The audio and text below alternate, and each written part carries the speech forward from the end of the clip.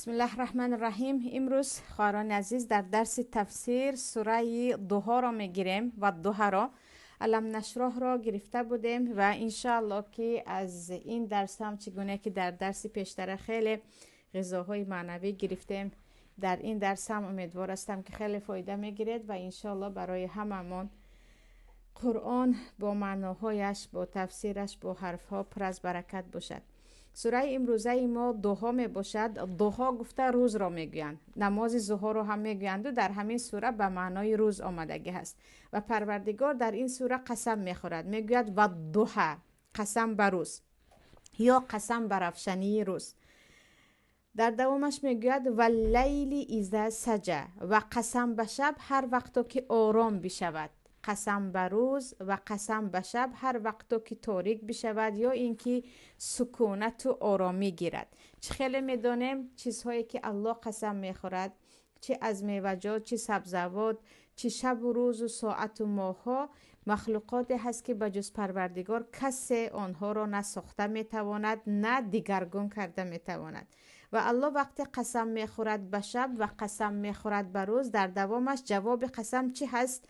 ما ودعک ربک و ما قال، پروردگارت نه تو را ترک کرد و نه تو را بد دید، یعنی از جهتی بد دیدن تو را ترک نکرد و تو را به حالت نماند. چرا پروردگار میگوید قسم به روز و قسم به شب؟ ای محمد، من تو را ترک هم نکردم و تو را بد هم نمیبینم. با همین معنا برای آن که خواهران عزیز درباره سبب نازل شدن همین آیت میگویند، در کتاب قرطبی هم آمدگی هست که از پیامبر صلی الله علیه و سلم یک مدت، در بعض روایت ها 12 روز 13 روز، عموما یک مدت وحی قطع می شود. یعنی بعد از اینکه پی در پی آیت ها و قرآن کریم به پیامبر از طریقه حضرت جبرائیل نازل می شد، یک مدت به پیامبر قرآن نازل نمی شود.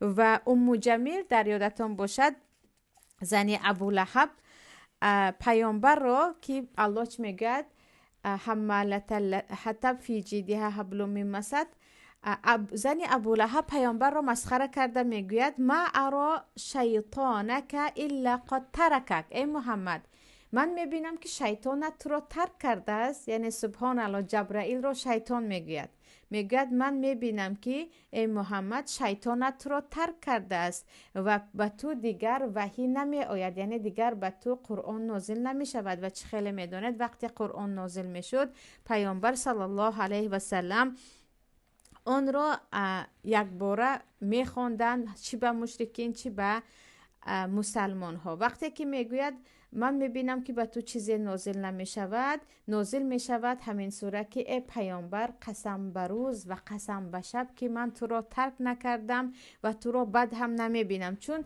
بعضی مشرکین میگن از این که دیگر پروردگارش محمد را بد میبیند، او را به حالش گذاشت. و چگونه که مثلا با یک نفر در وقت تسلیت میگوید من اصلا شما را بد نمیبینم، من اصلا نسبت شما به احترامی نمیکنم، پروردگار هم سبحانه و تعالی رسول کریمش محمد صلی الله علیه و سلم را نوازش میکند که ای محمد، ای پیامبری من نه تو را بد دیدم و نه تو را ترک کردم. ما ودعک ربک و ما قال. در بعض روایت ها آمده است که خواهران عزیز، پیامبر صلی الله علیه و سلم وقتی که در طبرانی بود خطا نکنم، یک مدت از پیامبر وحی کنده می شود و آیت ها نازل نمی شود و حتی مشرکین طعنه می زنند که دیگر پروردگارش فراموش کرد یا ترکش کرد. پیامبر به نزد کعبه می روند و پیشانی مبارک خود را به زمین می گذارند و گریه کنان دعا می کنند. وقتی دعا می کنند که چی شد که یعنی پروردگار به من وحی نازل نمی شود، این سوره نازل می شود که ما ودعک ربک و ما قال، پروردگار تو را ترک هم نکرد و تو را بد هم نمی بیند. در دوامش الله چی میگوید؟ وللآخرة خیر لک من الاولی ولسوف یعطیک ربک فترضی. ای محمد، اگرچه در دنیا هم پروردگارت به تو نعمتهای زیاد داده است و میدهد، نعمتهایی که الله به پیامبرش داده است. پیش از همه نعمت قرآن و نعمت پیامبری است که بزرگترین نعمت پروردگار به پیامبرش این قرآن کریم است. و البته که بعد از این فتح مکه و این همه صحابه های جانفدا و این همه فتوحاتی که پیامبر در مدینه کردند، الله میگوید با این هم برای تو آن چیزی که در آخرت ای پیامبر من آماده کردم برای تو بهتر است از دنیا. یعنی در دنیا انسان مؤمن هر چی داشته باشد هم و ما عند الله خیر للابرار میگوید الله در آیت دیگر، آن چیزی که در نزد الله هست از دنیا برای نکوکاران بهتر است و آخرت برای تو بهتر است و نعمتهای آخرت میگوید برای تو بهتر است. ولسوف یعطیک ربک فترضی، و به نزدیکی پروردگارت به تو میدهد چی از ثواب یا گفتیم چی از پیشروی ها در دنیا و چی در آخرت که تو راضی خواهی شد. البته چه خیلی گفتیم با فتح مکه و با مسلمان شوی و تسلیم شوی جزیره عرب و تو پروردگارت در دنیا هم در آخرت هم نعمتهایش رو فراوان میکند که تو راضی میشوی. در دوامش الله به پیامبرش یادآوری میکند و میگوید الم یجد که یتیما فآوی، ای پیامبر آیا تو را پروردگارت یتیم نیافت و به تو پناه داد؟ تو یتیم بودی و یتیم در شریعت خواهران عزیز هر کودکی که به بلاغت نرسیده است و مادرش مرده است. علم یجد که یتیما فآوی، آیا تو را یتیم نیافت؟ تو یتیمی بی پدر بودی که در بعضی روایت ها در 6 ماهگی در شکم مادرت، در بعضی روایت ها در 2 ماهگی در شکم مادرت پدرت رفت و وقت 6 ساله شدی مادرت در ابوا از دنیا گذشت و الله به تو پناه داد، خودش به تو پناه داد و تو را در پناه عمویت ابو طالب گذاشت که تا حتی 50 سالگی پیامبر صلی الله علیه و سلم بالای سرشان کریمترین و آبرومندترین مرد مکه که ابو طالب بودند در بالای سر پیامبر چی بود؟ کفیل بود و پروردگار این کفالت را به پیامبر داد. الم یجد که یتیما فآوی و وجدک ضالا فهدی، و تو را دال یافت. دال خواهران عزیز یکی از معناهایش گمراهی هست، یکی از معناهایش غافلی هست، یکی از معناهایش بی علمی هم هست. یعنی تو غافل بودی. چه خیلی که در آیت دیگر الله میگوید ما کنت تدری ما الکتاب ولا الایمان، ای محمد پیش از این که قرآن به تو نازل شود تو نه نوشتن رو میدانستی، نه کتاب رو میدانستی، نه ایمان رو میدانستی. این پروردگار است که تو را هدایت کرد و الله چی میگه؟ تو را همین گونه ما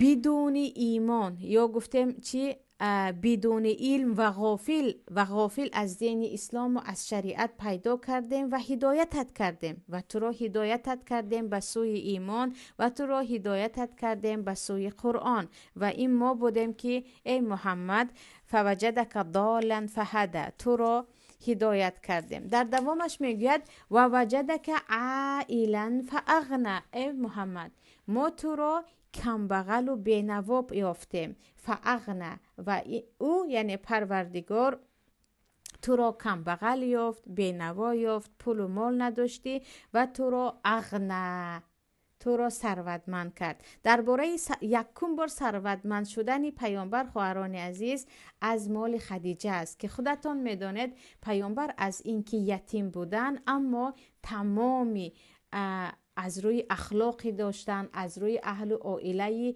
طاهری که داشتن، اگرچه مثلا پدر و مادر و عمک پیامبر در آن وقت در اسلام نبودن چون اسلام هنوز نآمده بود، ولی خیلی عائله محترم بودن. از روی احترام عائلوی و از روی اخلاق نبوی پیامبر بهترین زن مکه خودش به پیامبر خواستگار می شود مثل خدیجه و تمام مالش را فدا می کند. در حدیث آمده است که خواهران عزیز بعد از اسلام پیامبر به نزد حضرت خدیجه در آمده میگویند خیلی زمان قحطی است و من از اینکه پول تو را صرف میکنم حیا میکنم. یعنی خیلی میداند پیامبر بعد از اسلام یا بعد از پیامبری همه مال خدیجه را در راه الله خرج کرده هستند، در راه دعوت. و حضرت خدیجه مسلمان ها رو جغ میزنند. این چونین حضرت ابوبکر رو و میگویند شاهد باشید هر مالی که من دارم از آن شوهرم محمد است، اگر خواهد همش رو صدقه کند، اگر خواهد در نزدش بدارد. یعنی تو اصلا شوهر من شرم ندار یا حیا نکن، خجالت نشو، هر چی دارم از آن توست. گویان حتی مؤمنان رو شاهد میگیرند. و این چونین میدونیم که با آنکه ثروتمندترین زن و با آبروترین زن در مکه بودن، وقت پیامبر را مشرکین همراه مسلمان ها یک طرف مقاطعه میکند و گفتی حضره برکت میزند، حضرت خدیجه همراه شوهرشان خانه و در آن ثروتمندانه خود را ترک میکنند و همراه شوهر 3 سال حتی برگ درخت میخورند و در آن دشت گفتیم یا میتوانیم بگوییم صحرای مکه عمر بسر میبرند. و الله میگوید و تو را ای پیامبر ما یا ای پیامبر تو را پروردگارت کم بغل یافت و تو را با پول و مال خدیجه ثروتمند کرد. قلب ها در دست پروردگارت است. این پروردگارت بود که قلب خدیجه را به تو مائل کرد که خدیجه تمام مال اموالش را برای تو فدا کرد. سپس وقتی که به مدینه آمدی، چه خیلی میدونید خواهران عزیز، در اولهایی که به مدینه پیامبر و صحابه ها هجرت کردن، احوال مسلمان ها خیلی بد بود و حتی حضرت علی میگویند تمام روز من کار میکردم و عوضی فقط یک چند دانه خرما. و حضرت عایشه میگویند ماه میگذشت و در خانه ما از خانه ما دود نمی برآمد یا دیگ ما نمی جوشید، ما خوراک نمی پختیم. این در اولهای هجرت بود. بعد از این البته بعد از غزوه حنین و دیگر جهادها یا گفتیم جنگ هایی که بین کفار شد، غنیمت ها از همه طرف به نزد پیامبر و صحابه ها می آمد. حتی پیامبر به بعض صحابه ها مثل عمویشان عباس چقدر که برداشت کرده توانی از این مال و املاک بردارگویان به غنیمت اشاره کرده بودند. ولی سبحان الله اگرچه تمام مال و املاک به دست پیامبر می آمد، چه زمین باشد، چه نقره و طلا باشد، چه شتر باشد که در آن وقت هم یک سرچشمه شیر و گوشت بود، همچون مرکب یا ماشین استفاده می شد، پیامبر وقتی می میرن قرضدار می میرن. این زهد پیامبر است صلی الله علیه و سلم که خیلی که می گویند العلماء ورثة الانبیاء، علما میراثگیر پیامبرانند و پیامبران بعد از خود چیزی را میراث نمیگذارند به جز علم و پیامبر هم هیچ چیز بعد از خود میراث از مال و تنگه و طلا نگذاشته بودند و برعکس حتی وقت مرگشان هم از یهودی خوراک گرفته بودند و جفشنشان همچون گرو در دست او بود. اگرچه این همه مال و ثروت به دستشان می آمد، همان روز همان لحظه همش را خودشان صدقه میکردن. و الله چی میگه؟ و ما تو را، یعنی یک بار نه بارها ای محمد کم بغل یافتیم و تو را بای کردیم. این چی است؟ یادآوری و منت الله به پیامبرش است که خیلی که گفتیم منت انسان ها نسبت انسان ها حرام است، اما الله صاحب منت و فضل است. به الله زیبنده است که بالای بنده هایش منت کند. در دوامش الله چی میگه؟ فاما الیتیم فلا تقهر. پس ای محمد به یاد آر یتیمی خود را، آن همه بی‌پناهی خود را و یتیمان را اصلا و اصلا حقیر نشمار. اصلا و اصلا بالای یتیمان داد نزن، برای اینکه تو خود یتیمی را میدانی، تو بی‌پناهگی را میدانی، تو یتیم چی درد دارد میدانی. فلا تقهر، اصلا یتیم را حقیر نشمار. و خواهران عزیز درباره یتیم، احترام یتیم، مهربانی به یتیم، مال یتیم را از روی ظلم نخوردن. ان الذين ياكلون اموال اليتامى ظلما انما ياكلون في بطونهم نارا، میگوید الله در سوره نساء. آنهایی که پول یتیم و مال یتیم را از روی ظلم میخورید، کدام راه کتی نباشد، شما در شکمهای خود به جای پول نار جهنم میخورید، آن خورده هایتان آتش جهنم میشود. میگوید زیاده از 20 جا هست که در قرآن الله درباره یتیم صحبت میکند و یکی از دروازه های داخل شدن به جنت و حتی سبحان الله در ما حدیث پیامبر است که پیامبر صلی الله علیه و سلم میگویند من و حدیث در صحیح مسلم است و من و آنی که یتیم را به کفالتش میگیرد مثل این دو انگشت هستیم. به کفالت گرفتن یتیم، یک یتیم را در زندگیش در شرایطش مهیا کردن، یعنی در کجا نباشد، علل خصوص خیش و تبر باشد باز زیادتر ثواب میگیرید. با یک یتیم در مسئله لباسش، در مسئله خوراکش، در مسئله جای زیستش کمک میکنید. و سبحان الله خواهران عزیز، هر مدتی که بنده در مهاجرت هستم، الحمدلله در کدام دولت مسلمانی نباشم، در آنجا مخصوص مسلمان ها حتی کودکان 6 ساله و 7 ساله رو معلمه ها تربیه میکنند که بیایید کم کم پسنداز میکنیم به قدری، یعنی خیلی کم وقت جمع میشود به یتیم خانه میبریم تا از اجر و ثواب کمک کردن به یتیمان بی بهره نمانیم.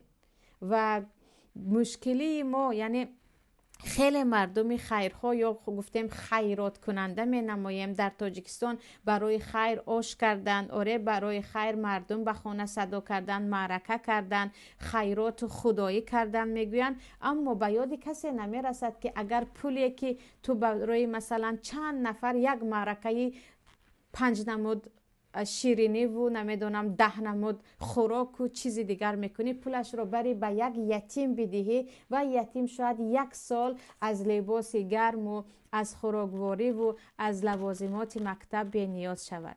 چرا؟ یعنی پولهای زیاده که ما به معرکه هایی که پر از اسراف صرف میکنیم، به لباس هایی که پر از اسراف صرف میکنیم، چرا صرف نکنیم برای یک یتیم؟ کاش مردم ما هم به جای این همه معرکه و خودنمایی و ریاکاری کافل یتیم شدن را می آموختند. یک یتیم را به گردن می گرفتن و پنهانی شرط نیست مادر او را به زنی گرفتن، برای اینکه یک مفهوم خطا هست. بسیار زنها فکر میکنن یتیم را به کفالت گرفتن حتما مادر او را به زنی گرفتن که رشک میکنن وقتی مردها میگوین به یتیم کمک میکنن. مردها هم نباید این گونه غلط فهمن، یعنی کفالت یک یتیم به یک یتیم کمک کردن، به یک یتیم سر و لباس تامین کردن به قدر توان است. و خیلی گفتم به یک معرکه کلانه که چی در خارج چی در داخل میکنیم، ما میتوانیم یک عائله یتیم را یا 2 یتیم را 1 سال کامل با لباس و با خوراکواری تامین کنیم. که به نزدیکی از خواهر خواسته بودم به من از یک یتیم خانه خبر گیرد و بپرسد والله یتیم خانه اگرچه صاحبش دولت بود، چقدر آن کودکان نیاز داشتن به لباس گرم، چقدر نیاز داشتن به جای خواب درست، چقدر نیاز داشتن به خوراک و به میوه و به چیزهای دیگر. آره 1-2 نفر هستن کمی کمک میکنند و دیگر در همه جا نوار میفرستن یا این رو کردیم آن رو کردیم گویان خود رو به همه نشان میدن. کاش ما پنهانی این گونه کفالت و این گونه خیرات رو در حیاتمون میکردیم تا که هم فرزندان ما هم خود ما از بلاها، چون بلاها را خیرات های پنهانی دور میکند، در امان باشه.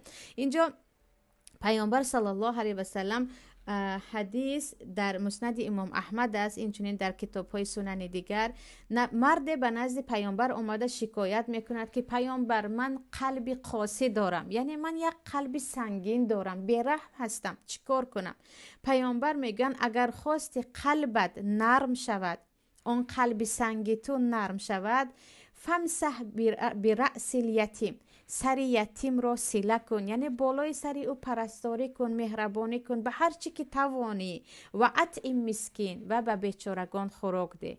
یعنی آنهایی که از بیرحمی شکایت میکنند به بیچاره خوراک بدهند و به یتیم مهربانی کنند. و چه خیلی گفتم خواهران عزیز، مسئله کمک به یتیم از یعنی دری از دروازه های جنت است، راه برای همنشینی پیامبر صلی الله علیه و سلم است که کاش همون گونه که ما برای یک معرکه گذرانیدن تکرارا میگویم، برای لباس خرید، برای یک توی از حد همسایه ها ببینند و بمیرند گذرانیدن، فکر میکردیم که در اطراف ما کدام یتیم است. شاید یتیم هایی هستند که وانمود نمیکنن، اما چقدر نیاز دارن، چقدر نیاز دارند به کمک شما. یا اینکه اگر کمک پولی نخواهند هم به یک نشست و به یک پدروار صحبت کردن، چون یتیم اساساً هیچ کسی به جز الله ندارد و وقتی انسان پدر را از دست داد دیگر یک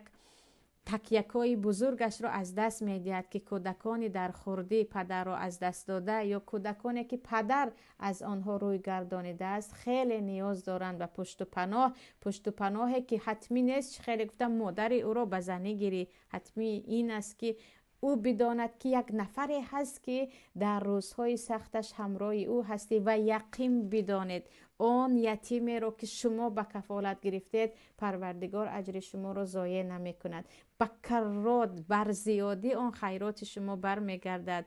و اما آن معرکه و آن خودنمایی هایی که میکنیم هم اسراف است، هم زودگذر است، هم کسی به شما تشکر نمی کند. نه از تو بهترش رو من میکنم، حالی استاگویان میروند همین. یعنی این چیز از روی تجربه است. دوامش الله چی میگوید؟ و اما السائل فلا تنهر. ای محمد چگونه که خودت یتیمی را چشیدی، به یتیم ها رو تحقیر نکن، به یتیم ها خوبی کن. و چه خیلی گفتم زیاده از 20 آیت درباره یتیم است و درهای رضاگی الله هست. در دومش الله میگوید اما سائل را، سوال کننده را اصلا تنهر، یعنی زجر نکن، یعنی به سائل تند رفتاری نکن. سائل دو نموده است، یکی سائل علم، کسی از علم تو رو میپرسد چگونه که تو سواد نداشته و الله به تو علم داد، او را به مهربانی جواب بده. دویومش سائل در مال، چه خیلی که تو کمبغل بودی و پروردگار تو را ثروتمند کرد، کسی که کمبغل است او را هم وقتی از تو مال چیزی میپرسد به او غلیظی نکن. پس عزیزان اینجا چی هست؟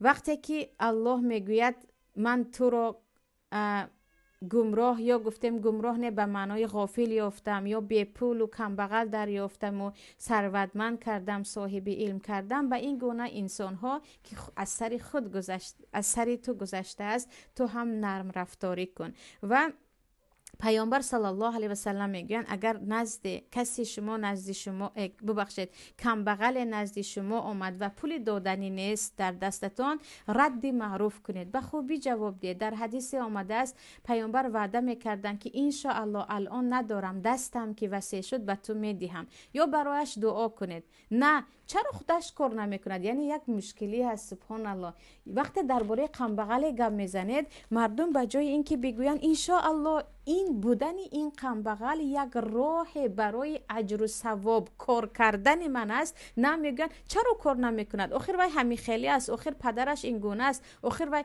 یعنی عیب کم بغل رو و گویا که کم بغلیش به دستش هست، جزای عملش هست، بگذار با همین کم بغلی بماند و من یگان تین کمک نمیکنم. گویان مویان یک ببخشید یک منظره میسازیم درباره کم بغل صحبت میکنید، آخر این خیلی هست، آخر این گونه است، آخر این خیلی نمی بود، این خیلی میشد. عزیزان بودن کم بغل ها یکی از امتحان های الله هست که لیبلوکم ایکم احسن عملا. تو با این کم بغل ها الله ببیند که ما به آنها خوبی کرده ثواب میگیریم یا نه.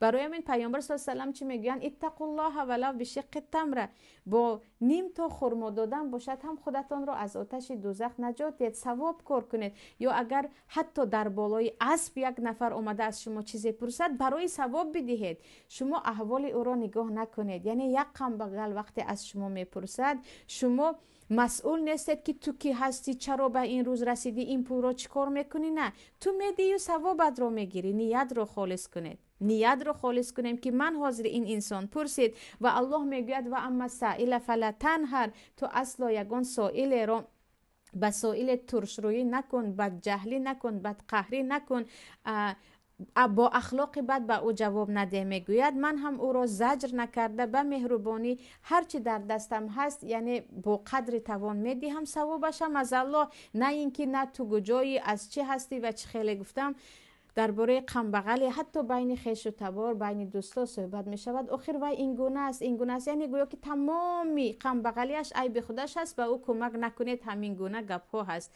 عزیزان بجای این باید به یکدیگر بگوییم که همین غم بغل یک فرصتی هست برای ثواب کار کردن من. کی میداند که کدام عمل صالح ما موجب رحمت الله می شود، سببی بخشیده شدن گناه های ما می شود. پس اینجا وقتی الله میگه و اما سائل فلا تنهر، وقتی الله به تو علم داد و این ندا به صاحب علمان است، وقتی الله به تو علم داد و کسی از آن میخواهد علم رو کتمان نکن، به او بده و او جواب بده. و این چونین وقتی به تو پول بداد یا به تو شرایط داری یا کمترین کمک از دستت می آید کسی از تو پرسید به او نه نگو، به او نه نگو و پروردگار در کمک بندهش هست مادامی که بنده در کمک برادرش هست. در دوامش الله در آخران آیت میگوید و اما بنعمت ربک فحدث، اما تو نعمتهای پروردگارت یا درباره نعمتهای پروردگارت به مردم سخن بگو. نعمت‌هایی که الله به تو داده است تو آنها را به مردم ذکر کن. بعضی علما میگویند نعمتی که الله به تو از قرآن و از حدیث داده است به مردم برسان. بعضی علما میگویند نه، اینجا وقتی که الله به تو نعمت داده است یعنی الله به تو پول داده است خودت را به بیچارگی نزن، الله به تو سلامتی داده است خودت را به کسلی نزن. پیامبر میگن کسی که من لم یشکر قلیل لم یشکر کثیر، کسی به کمی الله داده شکر نمی کند به زیادی الله داده شکر نمی کند. و من لم یشکر الناس لم یشکر الله، کسی به مردم شکر نمی کند یا به مردم تشکر و منتداری نمی کند به الله هم شکر نمی کند. و تحدث بالنعم شکر و ترکه کفر، و درباره نعمتهای الله صحبت کردن این شکر است و ترک آن کفر است و جماعت رحمت است و تفریق شدن این عذاب می باشد. یعنی خواهران عزیز یکی از مشکلی های دیگر است، تو که از ما کسی چیزی نپرسد همیشه خود را به بیچارگی میزنیم، وای من این ندارم اون ندارم. خصوصا بعضی ثروتمندها الله در ثروتتان و در ایمانتان و در یقینتان بیفزاید که همیشه میگن ای من قرضدار هستم من قرضدار هستم، گویا که یعنی با این مقصدشون است که من بیچاره هستم. شاید که کسی از من چیز طمع نکند یا طلب نکند، میگویند بر علا این ناشکری به نعمت الله هست. بر علا یعنی الحمدلله پروردگار نعمت و فضلش رو به من وسیع کرد. شرط نیست چند سوم پول داری به مردم گویی، چقدر درآمد داری به مردم گویی، اما دروغ نگو. وقتی که داری قرض دارم نگو، وقتی که بیچاره نیستی من بیچاره هم نگو، چون این تهمت زدن به نعمت الله است. تهمت زدن به نعمت الله است. صحابه به نزد پیامبر می آید با لباس های خیلی ژولیده و کهنه. پیامبر میگن مگر پول نداری؟ او میگه آره پول دارم. پیامبر میگن اذا اتاک الله مالا فلیرى اثره علیک، وقتی مال رو الله به تو داد اثری آن رو در تو بیند. وقتی الله تو رو ثروتمند کرد خود رو به بیچارگی نزن. یعنی آره وقتی هست که خواهران عزیز شما تمام پولتان رو خرج کردید و چیزی ندارید، مثل پیامبر صلی الله علیه و سلم. و پیامبر پول می آمد همش رو خرج میکردن و غم بغلانه زندگی میکردن، اما نه پول رو برای آینده پسنداز کردن و خود رو بیچاره و بیچیز نشان دادن، علل خصوص نالیدن، این چی است؟ ناشکری به نعمتهای الله هست. اما گفتید نه من از این میترسم که به من حسد کنن، چون الحمدلله اطرافیان حسد چی دارم. در آنجا شرط نیست بگوید، اما دروغ نباید گفت من بیچاره ام، من غم بغلم، من به چیزم. نه، چه خیلی گفتم انسان هایی هستند که دارند و همیشه ندارم میگویند، سلامت هستند و همیشه مریضم میگویند، و انسان های هم حتی هستند که هر چیزی که دارند گمان میکنند که اون چیز باز هم کم است و کم است، باید زیاد شود، که این ناشکری به نعمت الله است. برعکس هر چی داریم شکر الله باید بکنیم. هر چی داریم وقتی مردم میپرسند الحمدلله پروردگار به حالم نگذاشته است، الحمدلله من دارم، دارم، الحمدلله کم نیستم گویم، تا که چه خیلی که پیامبر میگویند شما یا که پروردگار میگوید لئن شکرتم لازیدنکم، شما تشکر کنید من زیاده میکنم. و همین ناشکری خواهران عزیز باز میگم چون درس های ما اساسا محیط زنانه دارد، در زنها زیاد است. هرچی شوهر کار میکند کم است، هرچی در خانه داری نه من نوش را میخواهم، از آن دوگانم از ما بهتر است، از آن همسایه از ما بهتر است، از آن خواهرت از ما بهتر است. این گونه زنها رو ما میگیم چشم گرسنه، اینها هیچ سر نمیشوند، هیچ سر نمیشوند، چون شکر و تشکر رو نمیدونن، نمیگویند که همین چیز نداشتیم الحمدلله آوردی، یا همین چیز رو زیادی ها ندارد الحمدلله ما داریم، نه فلانی از این خوبترش رو دارد، معاش او هم مثل معاش توست، چرا تو نمیخری؟ یعنی این گونه ناشکری ها هم سبب غضب پروردگار است، هم سبب بد دیدن همون شوهر است که کی میدوند شاید به شما یک لبخندی شیرین میکند، در قلبش صدها بار لعنت میخواند که چقدر زنی ناشکر هستی که همین رو نداشتی و من آوردم باز دیگرش رو میخوایی. یعنی باید قناعت را یاد بگیریم، باید بدانیم که چقدر چیزهایی هست در خانه‌مون که ما کمش میدانیم، از اون بهترش رو میخواهیم، اما همین در دست زیادی ها نیست، پروردگار به ما داده است و این گونه تشکر کردن به نعمت الله نعمت ها رو زیاده میکند. این بود خواهران عزیز سوره ضحی. فقط به یک نقطه خیلی مهم میخوام همینجا یک بار اهمیت دهید. الله چی گفت؟ فآوى فهدى فاغنى. الله پناه داد، الله هدایت کرد و الله ثروتمند کرد. یعنی ثروتمند کردن به دست الله است، پناه دادن به دست الله است، هدایت به دست الله است. همیشه باید دعا کنیم پروردگارا تو خودت به من پناه بده، پروردگارا به فرزندان من تو پناه بده، پروردگارا تو ما را هدایت کن، پروردگارا تو ما را ثروتمند کن. چون الله به خودش ربط داد که من بودم که هدایت کردم، من بودم که پناه دادم و من بودم که ثروتمند کردم. این یعنی وقتی که شما هدایت یافته اید، وقتی که شما ثروتمند هستید، وقتی که شما پناهگاه دارید، دیگر بی نیاز از همه کس هستید که این رو باید از الله طلبیم. چی میگیم ما؟ پروردگارا مرا بالای فرزندانم نگه دار که من پناهگاهشان باشم. برعکس پروردگارا من هستم یا نیستم، تو پناه فرزندان من باش. وقتی الله پناهگاه فرزندان میشوند، اگرچه من و شما نباشیم هم فرزندان ما اصلا بیچاره و بیکس و یتیم نمیمونند. الله به گفته ها عمل کردن را نصیب کند و مایان را از جمله بنده های شکرگزارش کند. خواهران عزیز الان می توانید سوال ها را بدهید.